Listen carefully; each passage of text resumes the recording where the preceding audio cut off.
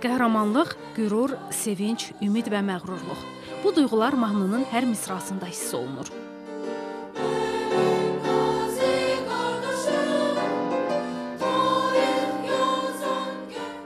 Mahnı 1-ci və 2-ci Qarabağ döyüşlərində şücaət göstərən qazilərə ithaf olunur. Samirə Turan mənə müraciət edəndə ki, qazilərimizlə bağlı şeirin varmı, yoxmu? Mən məmnuniyyətlə çoxdur dedim və Samirə xanım özü də şeirə, yəni bəzi onun haqqı var ki, bir bəstəkar kimi düzəlişlər də eləsin, nələrin olmasını istədi və mən də düzəlişləri eləyib təhvil verdim Samirə xanıma və belə bir gözəl mahnı ortaya çıxdı. Mənim bir qazi ilə bir ayaqüstü söhbətim olmuşdu.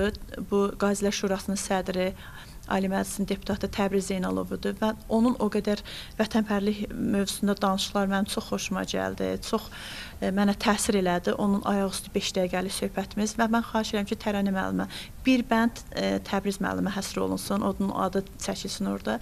Sağ olsun Tərənə müəllimə sözümü yerə salmadı və mahnı beləliklə ərsəyə gəldi. Samirə Turan onu da qeyd edir ki, məqsəd yaşanan həyəcanı, ağrını və mübarizə ruhunu geniş auditoriyaya çatdırmaqdır. Bizim məktəb repertuarında bu cür mahnılara az müraciət olunur. Mən istədim ki, bu bizim repertuarımızda olsun. Gənclərin, həmçinin də uşaqların, yəni ümumtəhsil məktəblərində təhsil alan uşaqların vətənpərvərlik ruhunda böyüməsinə bir növ təsir kimi düşündüm bu mahnını. Bu gün xoşbəxtəm ki, belə bir mahnıda iştirak edirəm.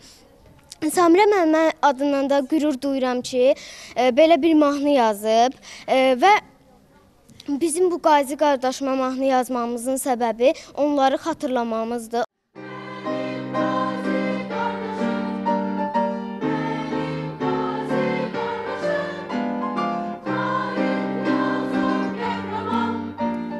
Mənim qazi qardaşım, bu təkcə bir mahnı deyil, bu vətən uğrunda can qoyan, qan tökən oğullarımızın igidliyinə, vətənpərvərliyinə, fədakarlığına həsr olunmuş ehtiramın bir ifadəsidir.